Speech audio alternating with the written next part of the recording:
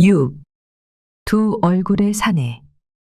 또 다른 의문의 사건이 발생한 것은 그날 오후였다.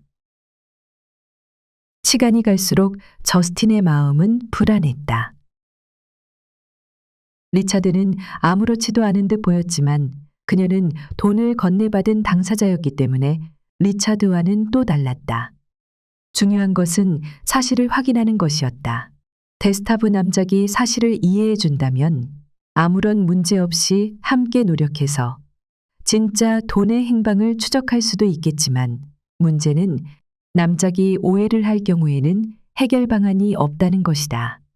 직관적인 판단이나 대내외적인 지명도로 미루어 메인 그룹의 총수 부부가 그런 짓을 할 리가 없다는 것은 그 어느 누구도 의심할 수 없는 사실이지만 데스타브 남작이 문제를 삼는다면 메인 그룹의 명예까지 누를 끼칠 수도 있었다.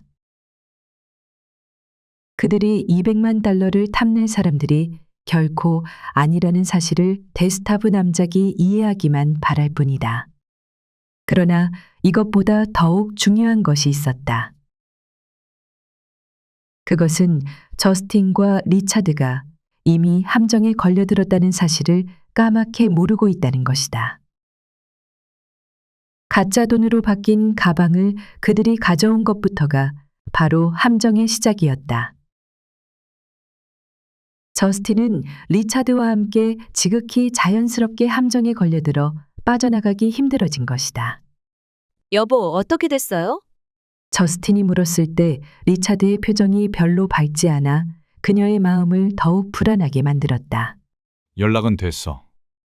그런데요. 그 친구 지금 스코틀랜드에 가 있다고 하는군. 조지가요? 리차드는 고개를 끄덕였다. 그 문제에 대해 저스틴과 리차드는 곰곰이 생각해야 되는 부분이 있다는 사실을 알게 되었다. 업무에 바쁜 조지가 휴가철도 아닌 이때 휴가를 떠난 것은 아무래도 이상한 일이었다. 낚시를 갔다는데 낚시요? 그것도 이상했다. 휴가를 이용한 낚시 여행은 이해할 수 있지만 이런 식으로 외딴 곳으로 가면 외부와의 연락을 피하고 있다고 생각되기 때문이다. 그가 건네준 $200만 가짜 돈으로 바뀌어 있었고 그 시점에 조지는 낚시 여행을 떠난 것이다. 그래서요. 저스틴은 조지의 낚시나 휴가 여행보다 문제의 가짜 돈에 관한 것이 더 궁금했다. 연어 4마리를 잡고 독감에 걸렸다는군. 여보, 응? 지금 우리한테 궁금한 건 그게 아니잖아요. 그 돈에 대해서 그가 뭐래요? 그도 돈에 대해선 아는 바가 없다는군. 그래요? 알아보겠다고 했어. 저스틴의 얼굴에는 실망하는 표정이 나타났다. 그녀와 리차드가 현재의 입장에서 유일하게 기대를 걸고 있었던 사람은 조지뿐이었다. 그런데 그런 그가 모르고 있다면 문제는 원점으로 돌아갈 수밖에 없다. 내일 오전이면 데스타브 남작이 어김없이 전화를 걸어올 것이다. 그가 미국까지 온 것은 그 돈을 찾아가려는 데 목적을 둔 것이 분명하므로 그는 반드시 전화를 할 것이다. 이젠 어떡하죠? 조지가 알아보고 즉시 연락해 주기로 했어. 그때 저스틴에게 갑자기 스치는 생각이 있었다. 그녀는 조심스럽게 다시 한번 천천히 생각해 보았다. 가능성의 확률이 어느 정도인지 그녀로서는 예측할 수는 없지만 전혀 가능성이 없을 수도 있고 반대로 뜻밖의 성과를 거둘 수 있을 것 같기도 했다. 하지만 지금의 입장에서는 전혀 미지수였다. 여보, 저스틴은 그 이야기를 리차드에게 말하기 위해 조심스럽게 입을 열었다. 당신 조지에 대해 잘 아시죠? 갑자기 무슨... 이건 그냥 가정한 것이니 언짢게 듣지 말아요. 혹시 그 사람도 관련된 것이 아닌지 모르겠어요. 조지가?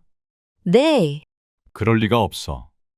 즉시 반대하던 리차드도 이내 고개를 갸웃하더니 저스틴의 말에 수긍하는 듯한 표정을 보였다.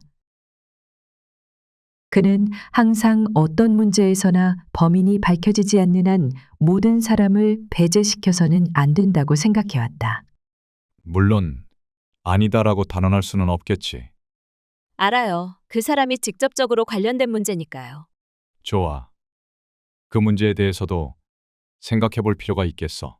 여러 각도에서 검토해 보아야 될 문제 같으니까. 그때 저스틴의 시선이 갑자기 한 곳에 멈추었다.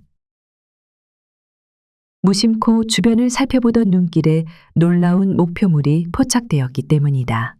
왜 그래? 리차드도 저스틴의 모습에서 이상하다고 생각했다.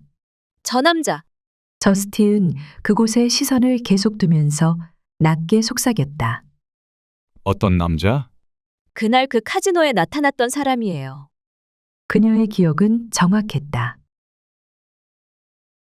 그날 그녀가 분명히 보았던 수염을 기른 사내가 약간 떨어진 곳에서 다가오고 있는 중이었다. 컨싱턴 클럽에서 보았던 모습 그대로였다. 저스틴은 그가 바로 런던 경시청의 하그랜드 경감이라는 사실을 전혀 모르고 있었다. 데스타브 남작이 그 사람 때문에 도망쳤다는 사실은 더욱 모르고 있었다. 마치 옛날에 보았던 영화에나 나오는 사람같이 보이는데. 그것이 하그랜드 경감에 대한 리차드의 첫인상이었다. 그는 덥수룩하게 기른 수염에 구식 양복과 모자 등 전체적인 분위기가 시대를 거슬러 올라간 옛날 사람을 보는 듯한 인상을 주고 있었다. 이쪽으로 오고 있는 중이에요. 여보, 무슨 일일까요? 글쎄, 리차드 역시 의아한 표정을 지었지만 별로 경계하는 빛은 아니었다. 어떤 사람인지 전혀 알 순 없지만 하그랜드 경감의 모습에는 적개심이나 도전적인 느낌 같은 것들이 엿보이지 않았기 때문이다. 하그랜드 경감이 만나려고 하는 사람은 메인 부부, 그 중에서도 저스틴 메이님이 분명했다. 경감은 보여지는 모습과는 달리 정면으로 접근해왔다. 용기가 있고 아무 두려움이 없는 사람인 듯했다.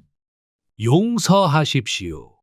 경감은 메인 부부의 테이블 곁으로 바짝 다가서며 저스틴을 향해 정중하게 말을 걸어왔다. 저스틴보다 리차드가 재빨리 경감의 태도를 살폈다. 이때 리차드는 상대방의 겉모습만으로도 그를 충분히 제압할 수 있다고 판단했다. 경감의 외모는 사실상 볼품이 없었던 것이다. 혹시 얼마 전 런던에 있는 켄싱턴 클럽 카지노에서 룰렛 게임을 하셨던 그 부인 아니십니까? 저스틴은 한 가지도 숨길 필요가 없다고 생각했다. 아, 네, 그랬어요. 그때는 운이 좋았었나 봐요. 그렇죠? 리차드는 계속해서 하그랜드의 태도를 주의 깊게 살피고 있었다. 그 일을 운이었다고 생각하십니까, 부인? 글쎄요. 그 게임에서 다른 사람 대신 게임을 하셨던 부인 맞죠? 경감은 이미 알고 있으면서도 수사관이라는 작업의식에서 다시 한번 확인을 하고 있었다. 하지만 그날 제가 게임을 직접 한 건 아니에요. 물론 아시겠지만 곁에서 지켜보던 리차드가 끼어들었다. 그 일이 당신과 무슨 상관이 있나요? 미스터. 경감은 리차드의 의도를 금방 알아차렸다. 아, 하그랜드라고 합니다. 메인 씨 맞죠? 네, 맞습니다만. 리차드는 그가 자신의 이름을 알고 있다는 사실에 대해 약간 의아한 생각을 가졌다. 하지만 중요하게 생각하지는 않았다. 그를 알고 있는 사람은 도처에 많이 있기 때문이었다. 경감은 자신의 신분을 시원스럽게 밝혔다. 나이젤 하그랜드 브레시티 아메리칸 무역회사의 사장으로 있습니다. 이때 리차드의 눈빛이 재빠르게 변하는 것을 발견한 사람은 아무도 없었다. 경감은 계속해서 정중하게 말을 이어나갔다. 그렇습니다. 메인 씨. 방금 말씀하신 것처럼 누가 어디서 어떤 행운을 차지한다고 해도 저하고는 상관없는 일입니다. 그는 잠시 멈추고 두 사람의 표정을 살핀 뒤 계속해서 이야기를 했다. 그렇지만 옆에서 구경하고 있던 사람이라고 해도 호기심 정도는 있지 않겠습니까? 이때 리차드는 이미 마음을 결정한 듯했다.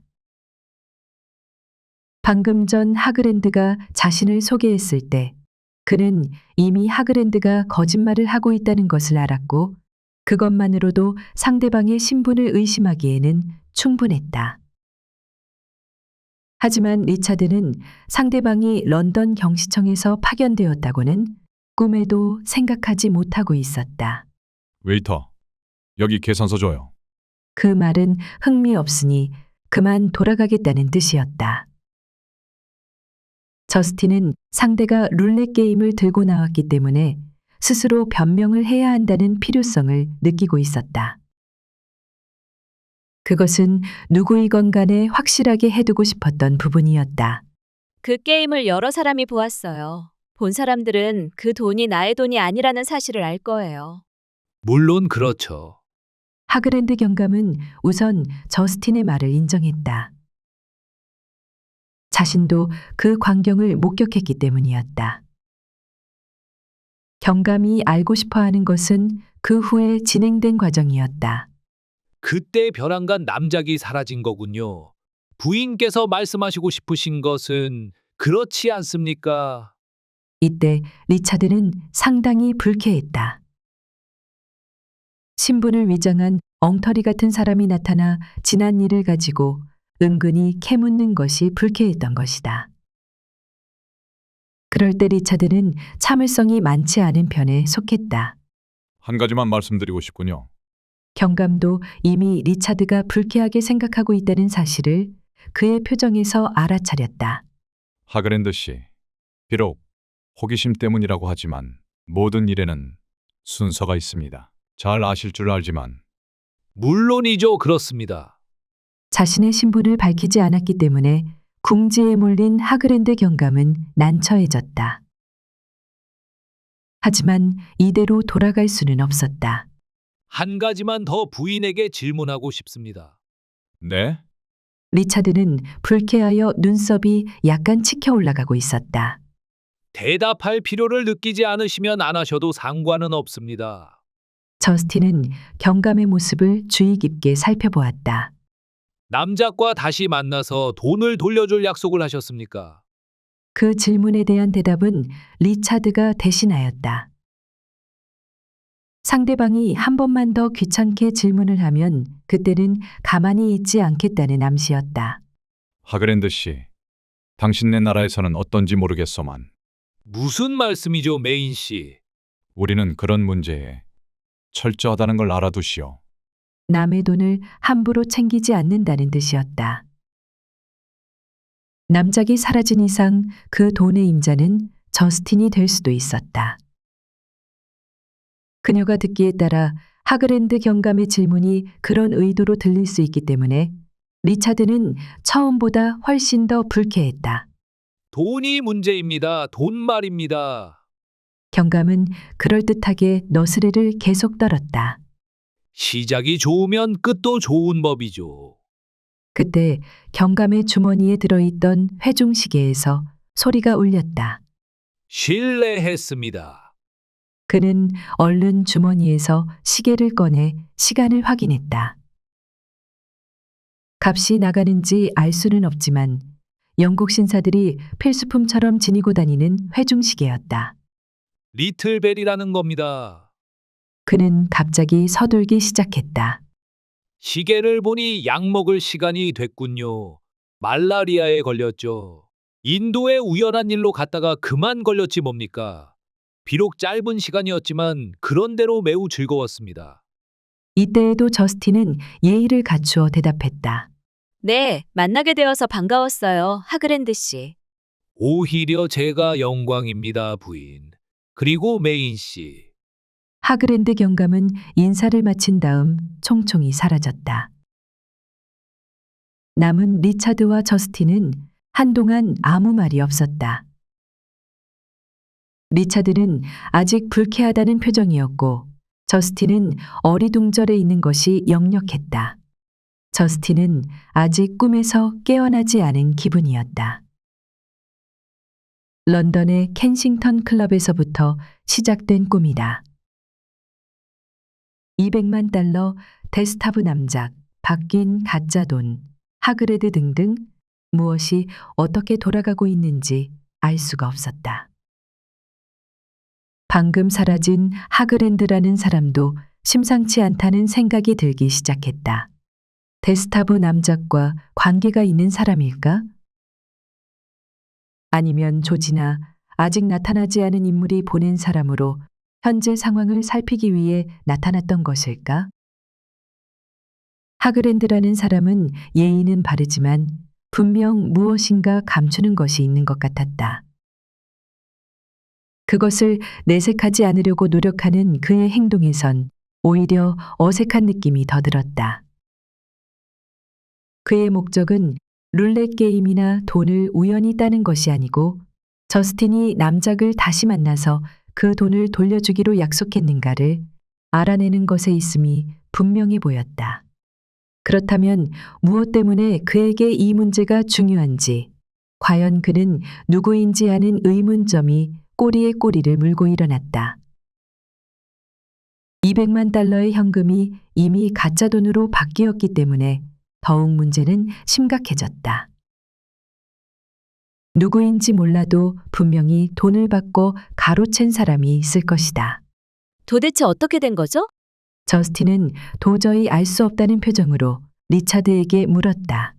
모르겠어. 당신도 그래요? 처음부터 당신이 시작한 일이니까. 안 그래? 여보, 저스틴은 볼멘 소리로 말을 했다. 처음에 그랬지만 나중에는 아니었잖아요. 그 돈 가방을 나 혼자 가져온 것은 아니잖아요. 그리고 또 있어요. 뭐가? 우리는 부부예요. 내일이 당신 일이고 당신 일이 내 일이라고 생각해요. 아닌가요? 그야 물론이지. 그렇다면 여보, 남의 일처럼 이야기해도 되는 거예요? 난 그런 적 없어. 정말이죠? 그건 그렇고 난 이미 한 가지 사실을 알아냈어. 네? 저스틴의 두 눈이 커졌다. 우연히 빠진 문제 때문에 그녀는 확실히 고민에 쌓여 있었다. 조금 전에 왔던 하그랜드라는 사람 말이야. 우리한테 거짓말을 했어. 정말이에요? 그렇다니까. 그 사람이 우리한테 무슨 거짓말을 했는데요? 그날 밤 컨싱턴 클럽에서 사업 이야기를 했다는 것 알고 있지. 그럼요. 그 자리에서 내가 브레시티 아메리칸 무역회사의 사장으로 앉게 되었는데 저자가 나타나 자기가 사장이라고 우기는군. 정말이에요? 내 말도 거짓말처럼 들려? 그게 아니고요. 그렇다면 그가 우릴 속인 것이 확실하군요. 맞았어. 도대체 왜 그랬을까요? 이유가 있겠지. 그것이 뭔지는 알 수 없지만 이 일이 점점 더 복잡해지네요. 어디서부터 매듭을 풀어야 좋을지 도대체 모르겠어요. 그건 그렇고 그만 일어날까? 그러죠. 야외 식당을 나오는 저스틴의 마음은 오히려 더 무거워졌다. 자세한 것은 모르지만 일이 점점 더 복잡해진다는 것은 분명히 알 수 있었다. 지금에 와서 런던에 갔던 일을 후회할 수도 없는 노릇이었다. 그녀가 이미 보이지 않은 올가미에 걸려들었다는 것은 누구나 쉽게 알 수 있는 일이다. 당연히 남편인 리차드도 관련될 수밖에 없었다.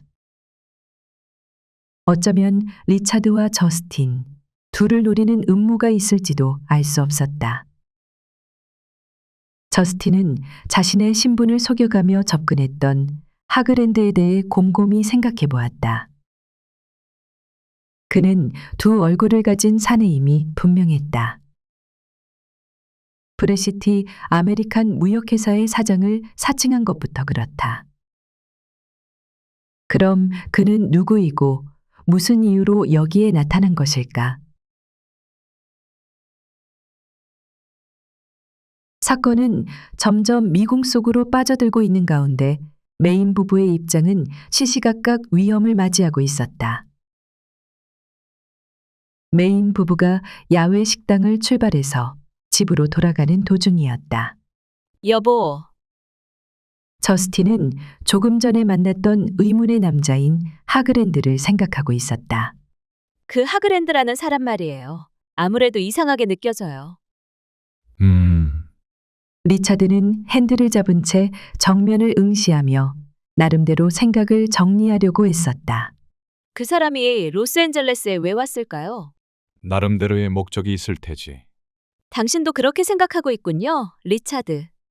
그럼 당신은?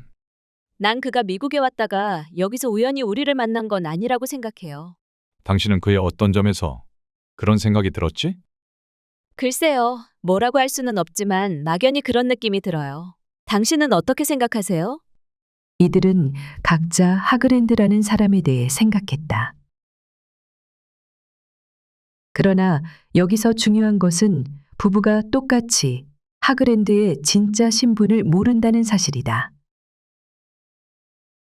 만약 그의 신분을 알았더라면 사건은 보다 쉽게 풀릴 수 있었을지도 모른다.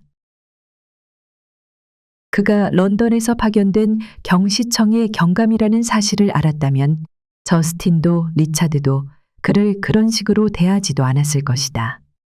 하그랜드가 메인 부부에게 자신의 신분을 위장할 수밖에 없는데도 물론 이유가 있다. 겉보기에는 옛날 영화에나 출연하면 어울릴 것 같은 그였지만 런던 경시청에서는 손꼽히는 수사관이다. 그는 나름대로 충분한 이유를 가지고 있었기 때문에 저스틴과 리차드에게 접근했다. 경험을 통한 그의 판단은 어떤 확증이 잡힐 때까지 자신의 신분을 노출시키지 않는 것이다. 그 사람 무엇 때문에 신분을 속였을까요? 내가 그 자리에 취임한 사실을 몰랐기 때문이겠지. 만일 알았다면? 물론 그도 다른 직함을 생각해냈을 거야. 리차드는 비교적 한가로운 도로지만 일정하고 안전한 속도로 운전하고 있었다. 여기서 집으로 가는 길은 눈을 감고도 운전할 수 있을 만큼 익숙하다. 그러나 항상 마음의 여유를 가지고 사는 이 부부는 드라이브를 하는 사람들처럼 차 속에서 이야기를 나누며 여유 있게 운전을 했다. 내가 보기에 그 사람은 우연히 여기에 나타난 것 같지 않아. 같은 생각이에요. 그 돈과 관련된 어떤 이유가 있는 것이 분명해요. 맞아. 그런데 어떻게, 왜? 지금 생각하고 있는 중이야. 이제 와서 말해야 소용없지만 일이 아주 묘하게 꼬여들었어. 당신이 상담할 때 같이 있을 걸 그랬어요. 다른 때도 그런 적 많이 있었잖아요. 그러게. 말끝을 흐리며 무심코 백미러를 보던 리차드는 문득 뒤에 따라오는 차 한 대를 발견했다. 그는 의아해하며 백미러에서 룸미러로 시선을 옮겼다. 상황은 똑같았다.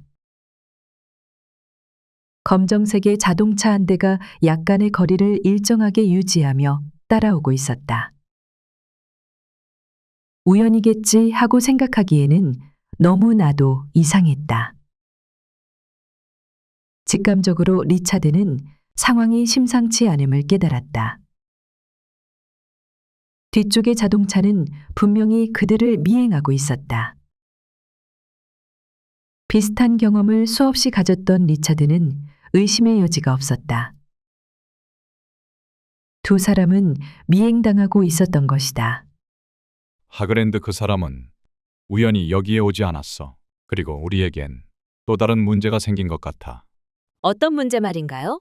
아까부터 우리 뒤를 따라오고 있는 자동차가 있는데 그 차도 우연히 우리를 따라오고 있는 것이 아닌 것 같아. 뭐라고요? 저스틴은 깜짝 놀랐다. 우리를 미행하고 있어. 어쩌죠? 침착해. 그렇지만 미행당한다는 것은 기분 나쁜 일이잖아요. 그래도 할 수 없지. 그건 우리 마음대로 되는 일은 아니니까. 리차드는 다시 생각해 보았다. 어떤 자가 미행한다는 것은 저스틴의 말처럼 기분 나쁜 일이다. 그러나 우선 기분보다 중요한 것은 저 자동차를 어떻게 처리하는가 하는 것이다. 방법은 두 가지다. 가장 무난한 방법은 따돌리는 것이고 아니면 교묘하게 붙잡아 정체를 밝혀내는 것이다. 두 가지 방법 가운데 어느 것을 선택하느냐 하는 것이 중요한 문제다. 뒷차는 점점 속도를 내며 거리를 좁혀왔다. 운전석에 앉은 상대를 식별하기에는 약간 거리가 멀었다. 어떻게 처리할까 생각하던 리차드는 행동을 정하고 갑자기 차의 속도를 올렸다. 꽉! 잡아! 리차드는 저스틴을 향해 소리쳤다. 뒤따르던 자동차도 지지 않으려고 속도를 높이며 추적해왔다. 이때부터 리차드는 점점 치열한 추격전을 벌였다. 미행자의 솜씨도 만만치 않았다. 가끔씩 왕래하던 다른 자동차들은 때 아닌 추격전에 놀라 혼비백산하며 위험을 피했다. 액션 영화의 한 장면을 방불케 하는 광경이었다. 리차드는 중앙선을 넘어 앞서서 달리는 차를 계속 추월했다. 뒤에서 따라오는 차 역시 만만치 않게 따라붙으며 필사적으로 쫓고 쫓았다. 자동차는 한쪽의 언덕이 있는 위험한 길을 통과하기도 했으며 그럴 때마다 쫓아오는 자동차는 리차드의 차를 맹렬히 몰아붙였지만 리차드 역시 만만치 않았다. 추격전이 계속되는 동안 리차드와 저스틴은 뒤쫓아오는 자동차를 누가 몰고 있는지 전혀 알 수가 없었다. 저스틴이 상대방을 알아보고 놀라 소리친 것은 추격전이 한참 동안이나 계속된 다음이었다. 어머, 그녀는 놀라며 소리쳤다. 왜 그래? 그 사람이에요. 누구? 그때 보았던 그 사람이요. 크게 놀란 저스틴은 두서없이 상대방을 설명하였다. 무슨 소리야? 리차드는 운전에 온 신경을 집중시키며 몰았다. 있잖아요, 런던에서. 리차드가 다그치듯 물었다. 역시 켄싱턴의 카지노에서 본 사람이야? 맞아요. 그녀의 대답과 함께 리차드는 어떻게 하든 추적자를 따돌려야 된다고 결심했다. 심상치 않은 느낌이 들었기 때문이다. 200만 달러 때문에 그들이 무슨 짓을 저지를지 알 수 없는 상황이었다. 저스틴은 그녀대로 더욱 불안에 사로잡혔다.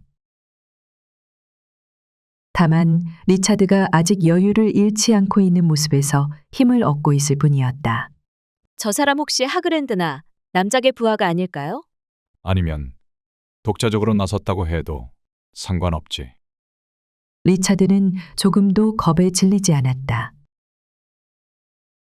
그 정도는 충분히 따돌릴 수 있다고 자신하는 모습은 불안하고 두려움에 사로잡힌 저스틴에게 굉장한 힘이 되어주고 있었다. 그런데 갑자기 도로폭이 좁아지고 내리막이 시작되었다. 자칫하면 길가의 시설물과 충돌할 수도 있었다. 또한 리차드는 굉장한 위기를 만났다. 가속이 붙은 상태여서 브레이크를 밟을 수도 없는데 저 앞쪽에 거대한 트럭이 나타나 길을 가로지르려 했다. 저스틴은 자신도 모르게 비명소리를 냈고 리차드 역시 마지막 각오를 하였다. 트럭의 앞부분이 막 도로에 진입하려는 순간 리차드의 자동차는 극적으로 통과할 수 있었다. 하지만 쫓아오던 자동차는 그 브레이크를 밟은 후 정지해서 트럭이 통과할 동안 기다릴 수밖에 없었다. 저스틴이 놀라서 소리치게 한 미행자의 이름은 닐 완슨이었다. 카지노에서 카우보이 모자를 썼던 것처럼 지금도 검정 모자를 쓰고 있었기 때문에 저스틴은 쉽게 그를 알아보았던 것이다. 겨우 따돌렸군. 당신 정말 굉장해요, 여보. 저스틴은 감탄하며 리차드의 어깨에 얼굴을 기대었다. 일단 위기에서 벗어나면 그녀 역시 금방 안정을 되찾았다. 그건 그렇고 분명히 카지노에서 보았던 사람이야? 틀림없어요. 바로 내 곁에 있었는걸요. 그리고 참, 또 있어요. 남작이 따놓은 칩을 놓고 어쩔 줄 몰라서 망설이고 있을 때, 그러면 자기가 가져가겠다고 했어요. 어쩐지 좋은 사람 같지는 않아 보였어요. 당연하지. 좋은 사람이라면 런던에서 미국까지 그 돈을 쫓아서 달려오는 짓은 안 할 테니까. 맞아요. 그럼 벌써 두 명의 적이 생겼군요. 데스타브 남작은 그는 돈임자잖아요. 내가 보기에는 그도 좋은 사람같이 느껴지지 않는군. 당신은 어떨지 모르지만 무슨 뜻이에요, 당신? 내 생각에 그 사람에게도 문제가 있을 것 같아. 데스타브 남작이요? 맞아. 그나저나, 저스틴은 문득 화제를 다른 곳으로 돌렸다. 여행을 하면 언제나 좋은 친구를 만난다고 말한 사람이 누구죠? 리차드는 대답하지 못했다. 그것은 리차드가 런던으로 떠나기 전 저스틴에게 했던 말이다. 하지만 지금은 그 말이 얼마나 무색한지 설명이 필요가 없을 것 같았다. 한낮의 일기가 변한 것은 초저녁이 지나면서부터였다. 느닷없이 먹구름이 밤하늘을 뒤덮고 비를 내리기 시작했다. 빗줄기가 점차 굵어지더니 이번에는 천둥 번개까지 거세게 내리쳤다. 갑작스런 날씨의 변화를 예상하지 못했다. 초저녁까지만 해도 하늘에는 별이 총총히 빛났으므로 기상대의 예보에 귀를 기울이지 않은 사람은 아무도 그 비를 예측하지 못했다. 날씨가 이상해요. 비가 오려나 봅니다. 저스틴과 시고니가 초저녁에 주고받았던 말이다. 옆에 있던 리차드도 같은 의견을 가졌었다. 아무래도 한밤중에 굉장히 퍼부을 모양이군. 저스틴의 아이 같은 말에 리차드와 시고니는 대답 대신 조용히 웃을 뿐이다. 집안에서는 걱정할 일이 하나도 없었다. 허리케인이 들이닥친다고 해도 적어도 몇 시간 정도는 버틸 만큼 견고한 건물이다. 해일이 아니고서는 순식간에 집어삼킬 수 있을 만한 집이 아니었다. 그렇지만 저스틴은 왠지 마음이 불안했다. 당신 왜 그래? 겁나? 리차드는 저스틴을 조용히 바라보며 물었다. 내가 왜요? 겁에 질린 표정 같아 보이는군. 정말이야. 날씨 탓일 거예요. 당신은 만년소녀야. 그만 올라가서 잡시다. 그래요. 아무래도 그러는 게 좋겠어요. 그럴 때 저스틴에게 가장 필요한 안식처가 있다면 바로 둘만의 장소인 침실일 것이다. 리차드와 함께 있을 때 저스틴은 가장 아늑하고 행복한 기분에 잠겼다. 그때 시고니가 커피를 준비해가지고 거실로 들어왔다. 커피 드세요. 고마워요, 시곤이. 고마워요, 시곤이. 메인 부부는 동시에 합창하듯 시고니에게 말했다. 천만에요. 피곤할 텐데. 그만 가서 자도록 해요, 시곤이. 그렇게 하세요. 시고니는 나이 탓인지 밤잠이 별로 없었다. 메인 부부가 잘 때에도 그는 가끔 밤중에 일어나 정원이나 집 주위를 둘러보곤 했다. 경보장치는 완벽했지만 그것만을 믿고 안심하는 성격이 아니었다. 그럼 편안히 주무세요. 메인 씨, 메인 부인. 시고니는 밤 인사를 하고 별채에 있는 자기 방으로 갔다. 리차드와 저스틴은 2층에 있는 침실로 올라갔다. 그때가 밤 10시가 조금 안 될 무렵이었다. 낮에 있었던 두 가지 심상치 않은 일 때문에 시고니를 포함한 세 사람은 거실에서 여러 가지 이야기를 나누었던 것이다. 이젠 어떻게 될까요? 저스틴은 침실에 들어간 다음에도 그 이야기를 꺼냈다. 저스틴, 여긴 침실이야. 여기서까지 그런 이야기를 해야겠어? 걱정돼서 그래요. 너무 걱정하지 말아요. 어떻게든 해결되겠지. 아까도 말했지만 하그랜드와 그 사람 말이에요. 이제 생각났어요. 그 사람 이름은 닐 완슨이었어요. 닐 완슨? 혹시 들어본 이름인가요? 글쎄, 지금으로서는 기억이 나질 않는군. 그 사람 클럽에서 볼 때도 좀 이상했어요. 남작하고는 전부터 알고 지내는 사이 같았어요. 이번 문제에 서로 연관성이 있을지도 모르겠군. 그건 그렇고 그만 침실로 들어갑시다. 메인 부부의 애정이 두텁다는 것은 자타가 인정하는 사실이었다. 때로는 리차드가, 어떤 때에는 저스틴이 상대를 재촉했다. 리차드도 그럴 때에는 소년처럼 보채었다. 그는 빨리 침대에 들어가 사랑을 나누고 싶어 했다. 저스틴은 다른 때와 달리 오늘은 생각이 계속 다른 곳을 향해 달렸다. 하그랜드와 닐 완슨, 데스타브, 남작 등의 모습이 차례로 떠올랐고 잠깐씩 룰렛 게임의 젊은 딜러와 조지의 모습도 겹쳐 떠올랐다. 당신 정말 안 잘 거야? 리차드가 보채고 저스틴이 생각하는 동안에도 시간은 계속 지나갔고 깜깜한 유리창 밖에는 천둥과 번개를 동반한 비가 폭우처럼 쏟아져 내리고 있었다. 그 시간 아래층 거실에선 작은 일이 벌어지고 있었다. 하지만 침실에선 전혀 눈치를 채지 못했다. 어둠을 뚫고 두 명의 시커먼 그림자가 잠입한 것이다. 각자 복면을 하고 마치 자기 집이라도 되듯 익숙하게 거실에 들어와 주위를 살피고 있었다. 아무것도 모르는 2층 침실에서는 리차드의 성화에 못 이긴 저스틴이 할 수 없다는 표정으로 침대에서 기다리는 리차드의 곁으로 다가갔다. 그녀가 다가가자 리차드는 기다렸다는 듯이 두 팔을 당겨 그녀를 가슴에 꼭 껴안아 주었다.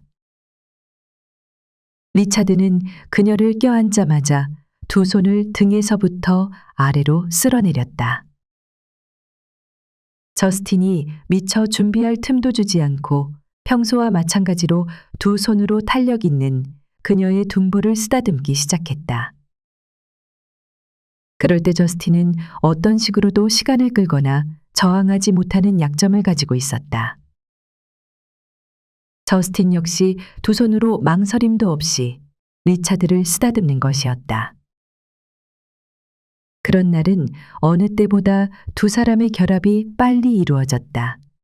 같은 시간 아래층 거실에 침입한 두 명의 복면 괴한은 무엇인가 열심히 찾고 있었다.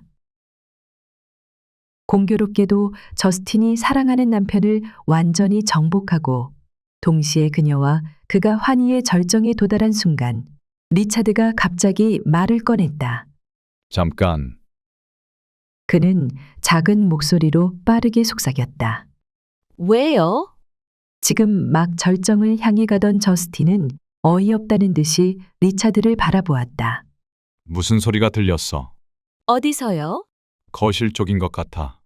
설마 정말이야. 무슨 소리가 들렸어?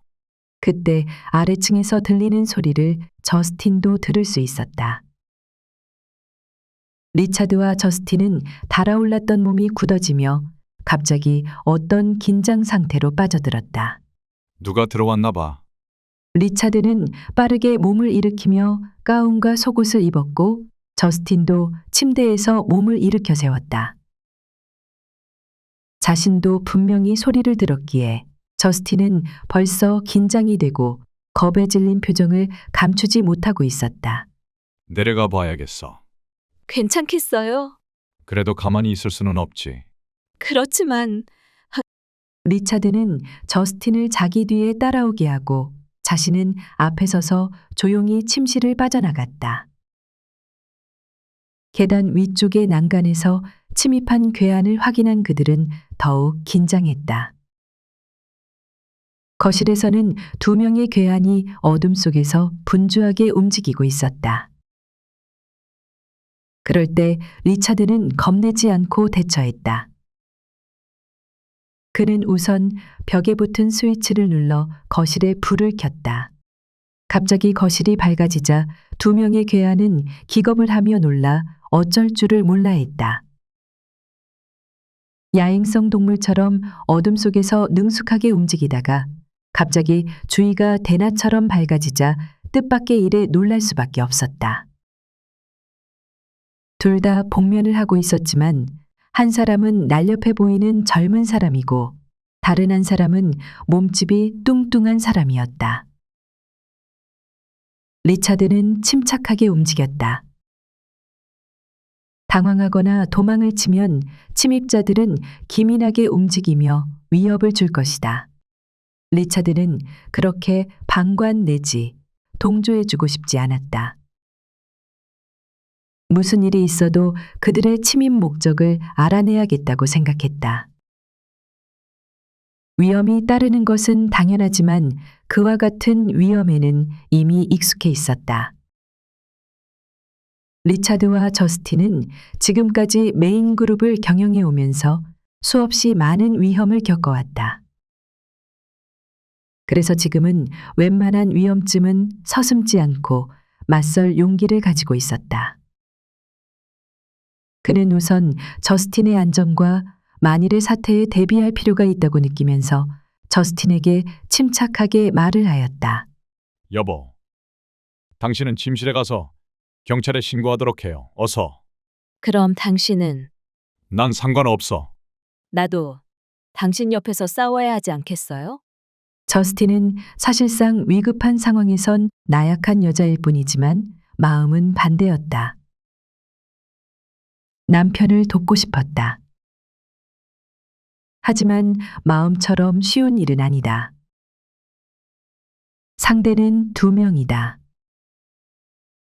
저스틴은 상황이 다급해지자 최소한 어느 한 사람이라도 정신을 흐트려 놓아야 리차드가 나머지 한 사람과 싸우기 때문에 유리할 것이라는 생각을 했다.